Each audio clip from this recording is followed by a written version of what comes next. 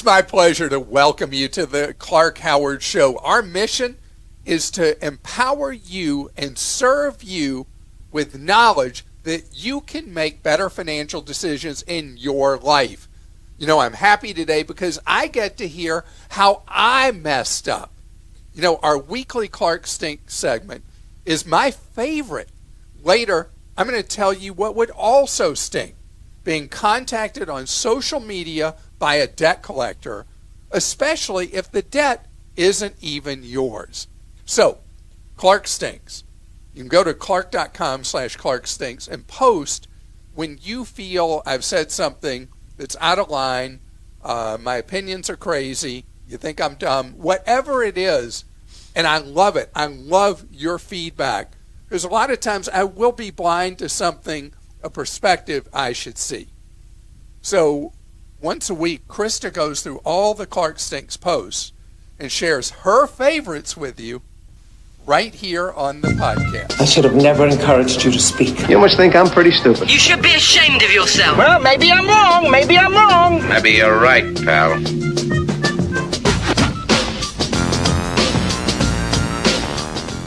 Why'd you give me Okay. that look when I said your favorites? They're not my favorites. You always say that. Okay, here we go. Clark railed against crypto for so long and now has brought on someone who is promoting what is, in my opinion, the most risky asset class in the space. NFTs are a great idea, but many have lost money and they are very risky plays. Promoting NFTs while bashing more reliably performing assets in the space, Bitcoin and ETH, for example, seems inconsistent at best. I love the podcast, but if you want to talk crypto, why don't you also talk about these other assets which have over time yielded consistent and very high returns? As with NFTs, you have to do your research. Thanks for all you do. I love the show, Pete. Pete, so let me give you the backstory. We have one of our staffers on Clark.com is Christopher, and Christopher is a professional gambler, is one of the things he does. And he studied NFTs, which it's so funny. People will ask me to define an NFT, and then their eyes start glazing over in the first 10 seconds. So I'm not even going to get into that right now, non-fungible token. But anyway, Christa was like, you know, Christopher feels like he's made this work for himself. Let's hear a different perspective than what I've said about NFTs. And that's the same reason we have had on Clark Stinks, I would say half of every Clark Stinks over the last year has had a post unhappy with me about what I've said about cryptos. And so this was an opportunity in our own house for someone to come on and talk about NFTs, which I've also talked negatively about on the podcast.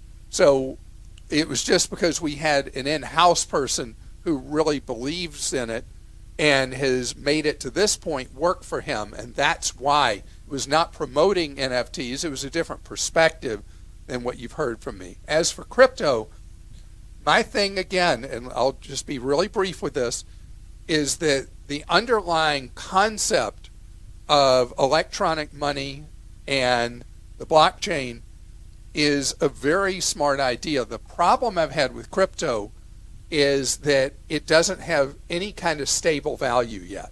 When you see the moves that Bitcoin has made, even within a trading day lately, with these huge declines or huge rises, that's not real money. Real money is something that you can rely upon. Even with the terrible inflation we've had in the United States in the last year, prices are up somewhere 5% over the last year. Think about the move within a trading day for cryptos up and down. That's not something you can rely on yet, and it is a form of speculation at least. For your advice to the gentleman selling his car without a local bank, but he does have a credit union, most credit unions reciprocate services. Contact your credit union, give them your zip code, and they will tell you other credit unions local to you that reciprocate the services. I've moved plenty and have done this for years without fail, and that's from Debbie. Debbie, thank you. You know, this is the second situation in the last 2 months that someone has talked about how credit unions make it possible for you, even if you have a small local credit union, to be able to have the services of a branch of a cooperative credit union all the way across America. So this is a tool of the trade that I neglect to mention as I should, and thank you for mentioning it again in a different context. Clark, I know you don't stink, but it's something that has perplexed me. You mentioned you had a hernia and did not want to get it repaired because you would not be available for the podcast. My question is, can't you do the podcast and recuperate at the same time? You read and sit. Can't you talk and sit and recuperate? I hope you get better soon, Mark. Mark, we'll move into my medical life. So I have an appointment with a surgeon who I'm going to see in, I think, another week. And I'll schedule the surgery. And what I'm limited from is physical activity, and it will not keep me at all from doing the podcast. I was wrong because I heard from somebody who had a really bad experience from a hernia operation, so I had that in my head. Isn't that funny how we do that as a human? We always, when there's something unknown and somebody tells us, well, this happened to me, that's what we grasp on instead of what would be the normal recovery cycle. So that was my bad, and I'm not going to do one of those things like the TV people do where there's not going to be any cameras in the operating room when I'm having my surgery. Nothing like that. Clark doesn't stink, but he missed something. He talked about laundry detergents. There was no mention of soap berries. Use either directly in the wash or steep in water and make a liquid detergent, and they compost when they're done. They may not do as well as chemical detergents against heavy stains, but how often is Clark in the grass or dirt anyway? By the way, they're also really cheap per wash, Eric. Eric, thank you for the suggestion. I am really bad about thinking about natural, homemade household cleansers and products. And by the way, I'm in the dirt each year more than you might imagine, and in the grass. Habitat. Because we're about to start our annual Habitat for Humanity build, and I'm looking forward to being in the dirt. And think about it. I'm not going to be able, if I have the hernia operation around Habitat, I'm not going to be able to do anything but glad hand people when That's they're okay. there. People appreciate that you're there on every build. You walk the walk. Okay, I took your advice and purchased an Aura ring. I did not look at the reviews, but reviews are horrible on various sites and Facebook. I picked my size at the beginning of November and no response from customer service at all on my request for status of my order. You can only contact them by email, and by the looks of the other reviews I've seen, they are not responding to customers, and it's difficult to obtain refunds or any support if you have issues with the ring. Please warn your listeners, James. James, thank you. And Aura has grown so quickly that they have moved in the customer no service zone. I ordered the next generation Aura quite a while ago, I guess in October, and here I am still without my ring in December, and I go look and it just says status pending, and there is nobody you can call, there's nobody you can do live chat with, and if they want to play with the big boys and girls like Garmin and the Apple Watch and Samsung and all that, what's the other one I forgot? Fitbit. You're going to play in the big leagues, you better offer some customer service, and right now it is true Aura is offering true customer no service. But as I said before about Aura, I have found that it has done a great job improving my sleep, changing my sleep patterns, nagging me to do that, has got my workouts more where I'm not wearing myself out, but I'm getting more fit. And so Aura has really worked for me. I just read a review in the Wall Street Journal comparing Aura to the majors, and it hangs in there with the big guys. It does a good job, but on the customer no service front, wow, they get an F right now. I did look on Facebook Marketplace and some other places. There's a great secondhand market for sure. If you're looking to buy one sooner, it's probably the the second generation, not the new one. Yeah. Oh, I should say that about Aura is that like any other fitness tracker, I made fun of the Fitbits as the corporate kind of fitness tracker that the companies give you one to try to get their healthcare costs down, and they end up in people's drawers right away. We did that too, didn't we? Yeah. But with people use Fitbit them. or We have Garmin. contests for fitness. Yeah, it's great. So I like it. Fitness trackers, Apple Watches, Android watches, whatever, Google Wear watches, Garmin. whatever you call those, they all end up in drawers. The Auras do as well. And so buying one of these secondhand is a great idea. Clark, you really stunk up the place on a recent podcast where a caller was complaining about Tesla's numerous price increases, even to the point of calling it price gouging. I mean, really? What happened to the free market and consumer choice? Tesla isn't the only automobile manufacturer in the U.S., and they don't have the only electric vehicle option. Clearly, the market is signaling that Tesla is creating significant value and has been pricing their vehicles too low. Conversely, at some point in the future, the market might signal that Tesla has priced too high, and Tesla might have to provide discounts. Thanks from Eric, a Tesla owner wannabe. And there's another one, too. I'll just read real quick. I mean, there were several. This one's from Allie. You said you were mad at Tesla raising their prices. Why? This is America and it's capitalism. The only reason Tesla has made a profit up till now is by selling offset credits to other car companies, and now they're raising prices to become profitable on their actual cars. They can raise their prices to the moon and back because they have no meaningful competition. Competitors will see the humongous price margins, and they'll finally start putting out superior products like the Ford Mach-E and the F-150 Lightning. So, Allie, thank you for that. And so I was waiting for you to read a post from my brother, who also got upset with me about what I said about the Tesla price increases. And he said, you always say you're free market, free market, free market. How can you be upset about this? And you're all right. And I was looking at it from the wrong perspective. You are completely right on this. Tesla is pricing at what the market will bear. And so I humbly accept that all of you who posted that, there was a lot of fervent posts about that. You were right, you are right, and Tesla is pricing as the marketplace allows. Clark stinks like a load of his dirty socks washed with just a teaspoon of detergent. When discussing the latest Consumer Reports laundry detergent ratings, Clark dismissed the top-rated Tide Plus Ultra Stain Release as 3 times more expensive than Kirkland's Signature Ultra Clean.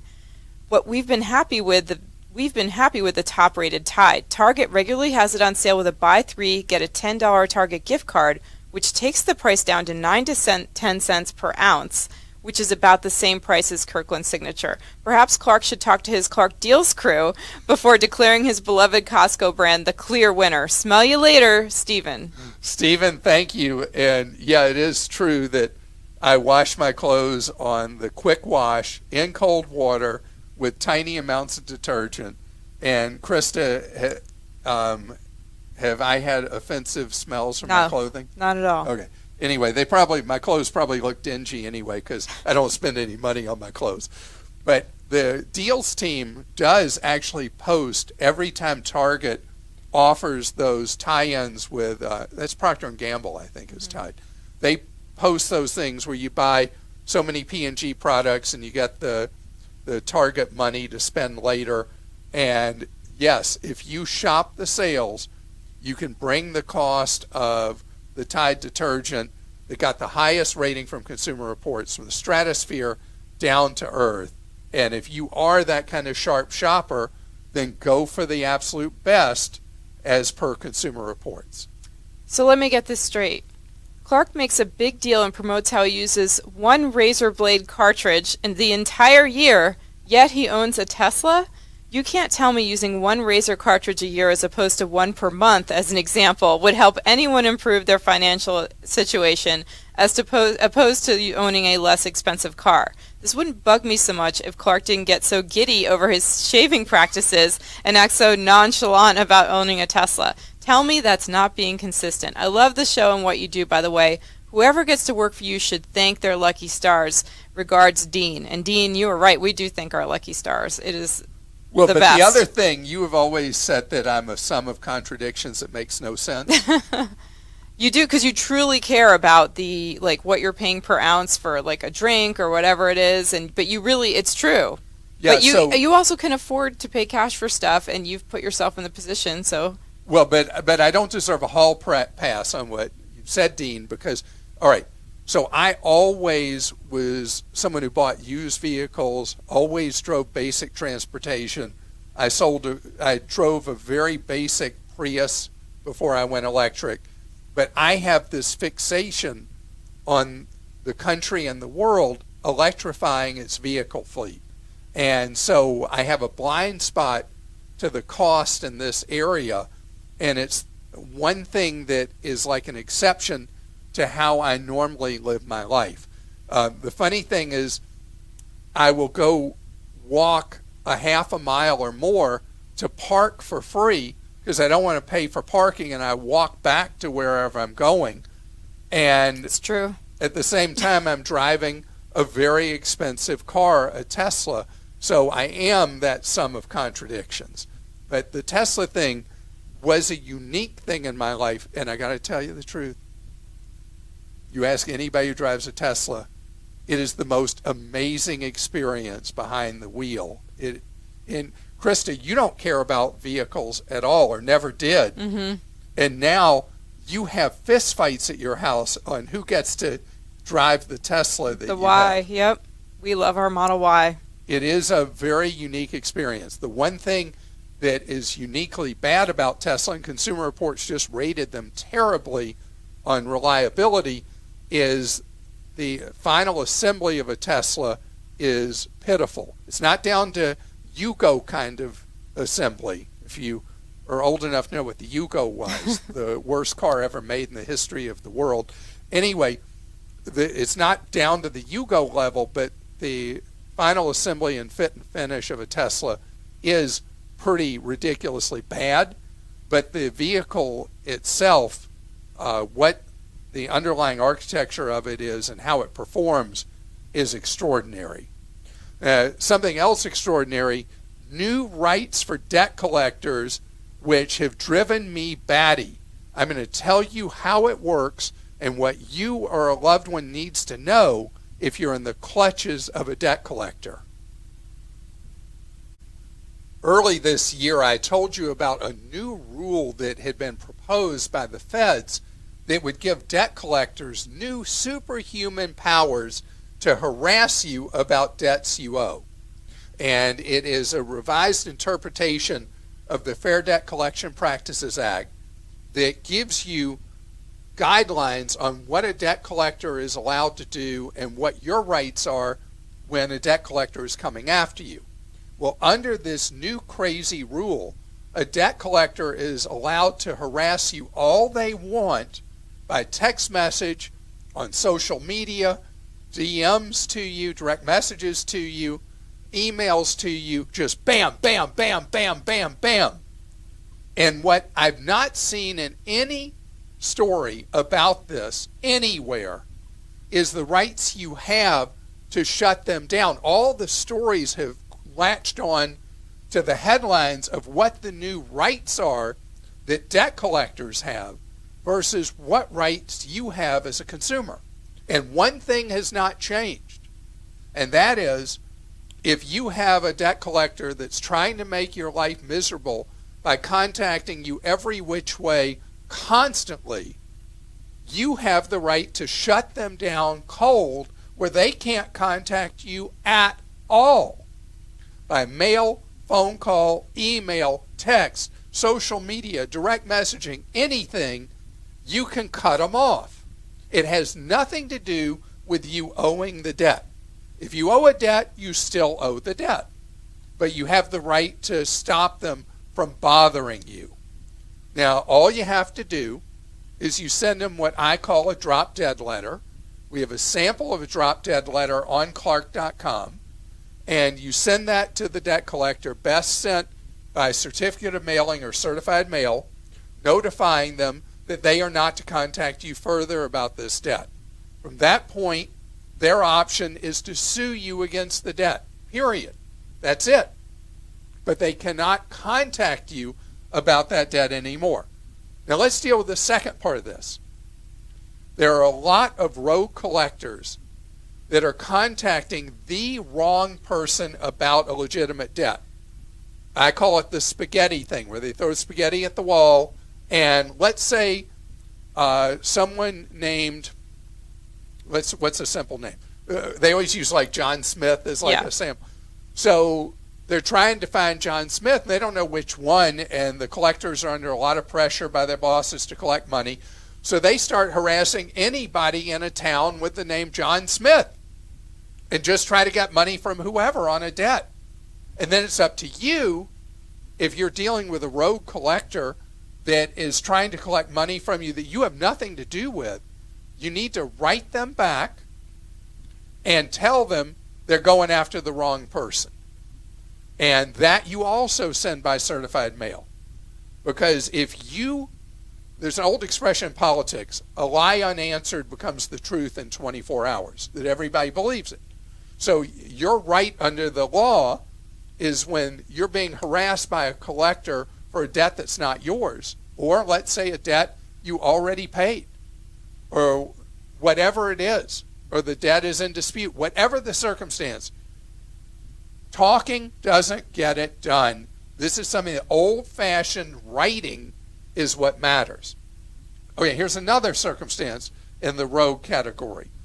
There are crooks pretending to be legitimate debt collectors, harassing people to pay debts that don't actually exist, what are known as phantom debts, that they're just trying to intimidate people into paying money. I've done stories on TV of people where you ask them, why did you pay money when you don't do business with that company or whatever? I said, well, I didn't know what to do. And they said they were going to ruin my credit, and I felt like I had to pay them. Then that sets you up for what's called a reload, where they know that you allowed them to intimidate you once, and so then you end up paying them money, so then they come after you again under another ruse to get more money. They do it to the elderly a lot, too. Right. So know that you've got to stay on your side, as the psychologists say. You've got to protect yourself and stand up for yourself. Now, different thing. If you owe money to a debt collector, you really do owe money, and you have the means to pay it and document you've paid. And do not pay by check. There is a slice of the debt collection industry that bends into criminal behavior. And once they have your checking account, they have the keys to the kingdom to continually debit your checking account for the debt. So what I like for you to do is you pay it by money order. Never pay by debit card, because then they've got, again, direct access to your checking account. Pay by money order, they've got their money, and that's it. You always want from a debt collector a letter saying that payment of X dollars represents payment in full and satisfies the debt. Now, there are lots of people in the debt collection industry that are completely above board, doing a very difficult job, and dealing with people who don't want to hear from you, right? It is hard to do the job. You were a debt collector. That's how I paid my way through graduate school. And so I know what's involved in doing debt collection the right way. There are, unfortunately, these collectors that cut corners and don't follow the law. And it's up to you to make them behave and protect yourself. Christa? Okay, first question's from Betty in Missouri. Is Clark doing Clark's Christmas Kids this year? I like to participate as my way to pay Clark back for all I've learned from him. Well, if you're not familiar with Clark's Christmas Kids, we're actually in our 31st year of Clark's Christmas Kids. And what we do is we buy gifts for children in foster care. So that a lot of times kids in foster care, a state looks at its obligation to a kid ending at finding a group home, a foster group home, or a foster family to be with. And a lot of times the group homes can't, typically, and a foster family may not have the resources to see to it that a foster child have gifts Christmas morning. And I want foster children who, no fault of their own, because of what's going on with the adults in their lives, have ended up not with their families at Christmas. I want them to know that they're cared about like any other child. And that's why Clark's Christmas Kids has been so dynamic and so successful over the last 31 years. And all you do, if you want to help us out, is go to clarkschristmaskids.com. I do want you to know, Betty's in Missouri, and Betty donates to Clark's Christmas Kids, and it's actually a program for foster children in the state of Georgia, which is my birth home. And so it's something I've done since 1991. Maybe we can expand to other states eventually. That be has awesome. been our hope, is to do this in other states. And so we're taking care of, I'm trying to remember, 8,500 children this year in foster care, and each child gets to pick their wish list. And so they look at column A, column B, column C, and if you're wondering why they're divided into columns, one column is for a gift that typically costs more or less $25, one is for a gift that more or less costs $50, and one is for a gift that costs more or less $75. So it's $150 to sponsor a child, or $25 to buy the lowest cost gift, $50 middle, $75 most expensive, or you can just give us some cash, whatever you can afford, and we'll buy the gifts for you. Again, the website is clarkschristmaskids.com. And Betty, thank you for your past generosity. I'm glad you're going to participate again this year. This is from John in Georgia. I'm saving for a new truck. They are so expensive, so I want to put at least half down so my payment won't equal my house payment. I'm about 12 to 15 months away. Should I keep my money in my online savings account that is gaining 0.5% interest, or put it in an investment account with Fidelity or one of the other brokerage places where it can make some more money? I have 14 grand in there now. Thanks, and I appreciate all that you do. Well, John, thank you. And you don't want to, for a short window like what you're doing, take chances with investing. Investing needs to be something you're doing where you have typically a minimum 5-year horizon before you're going to spend the money. And that's not going to be the case with the truck. And I hear you loud and clear, because who could have imagined that pickup trucks would cost well north of $50,000 routinely? And that's why Ford has their new pickup truck that the reviewers are so jazzed about. What is that pickup truck called, Christa? I'll find it. Is it called the Maverick? I'm trying to remember. And that pickup truck is a blast of the past. That it is the Maverick. Is it called the Maverick? Yeah, it is the Maverick. The 2022 Ford Maverick compact truck, and it costs the lead price is around 20 grand, well equipped about 25 grand. It is less than half the typical drive out price of a pickup truck. And so far, the auto reviewers are really singing its praises. And think about it, you've got 14 grand already. You could maybe pay cash for a Maverick pickup truck if you liked it by the time you're ready to buy the vehicle. And then you have no loan at all, no monthly payment rivaling the monthly payment for a home mortgage. Mary Ellen in Washington says, I have 2 charges on my bank statement, Uber, Postmates, and an 800 number. The amount for each was $17.30. I have no Uber app. I've not used Uber in years. I never have food or local purchases delivered. Any advice other than to contact my bank and report fraud? Mary Ellen, that is what you do, is you contact your bank immediately and tell them there are fraudulent charges on your account. It's a normal thing that people do every day, is report these fraudulent transactions. Many times they are smaller, like these food app charges, and people who don't look closely at their bills could go months with fraudulent charges on their account. And you only have 60 days from when the fraudulent charges appear to dispute those and have your funds credited back to you. And this is from Jeff in Michigan. I recently noticed my Fidelity accounts show that I have an advisor for Fidelity Premium Services. I didn't ask for this or sign up for this. Is this something I need to worry about?